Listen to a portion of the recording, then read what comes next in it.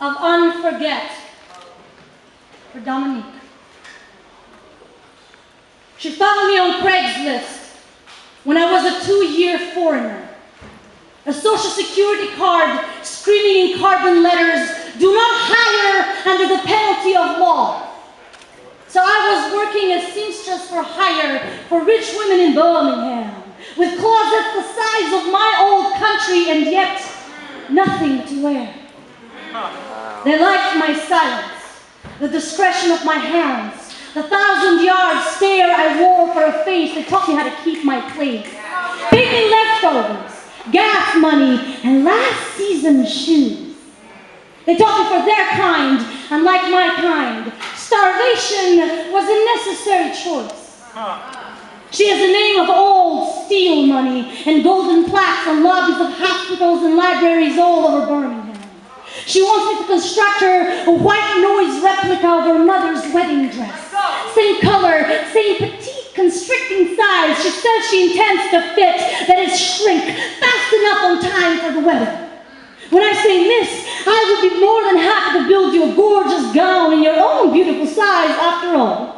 I believe in making clothes for the body, not the other way around. She turns her back to me, an angry ship, the mast of her spine protruding beneath designer sails of silk. I am blasphemy and untruth to say she doesn't have to mold bones to fit inside the cavern of that dress, to unholy the garment, to shun it as a cathedral of trimmed women's voices. What would I know, coming from burning bush, what it means to come from evergreen bristle? Southern girls been raised on that religion, duty, to be pretty, worthy, to be seen, believing only in the gospel according to mirrors.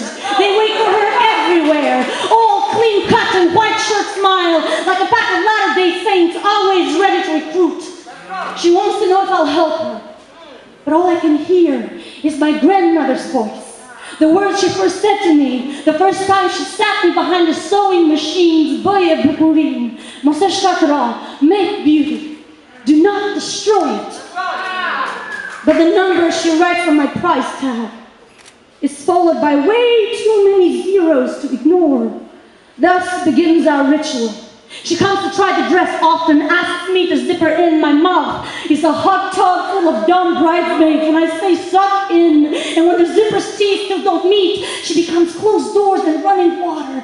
I stand in the middle of the room, trapped. I swear, I cannot understand how someone can have everything and yet be so miserable. I am unfair.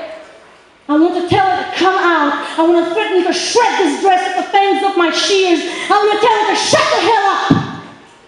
Like she already has it.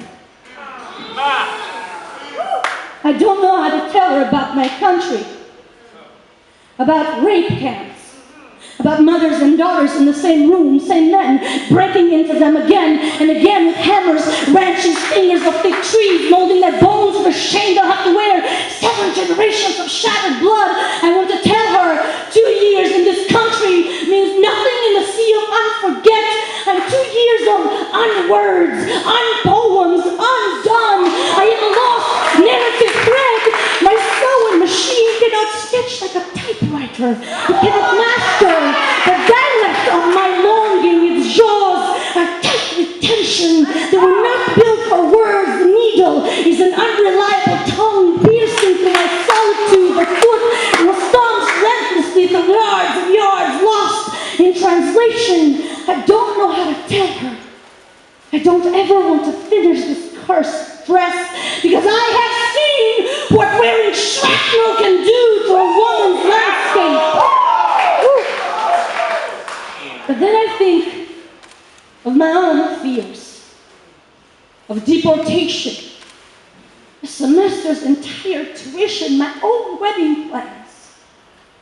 So I sew for her again by night when the radio plays static to kill the unbearable silence of a city that once used to fight people with bursting water and unmuzzled dogs, a city ran by her grandparents, their steel furnaces, their luncheons with the governor.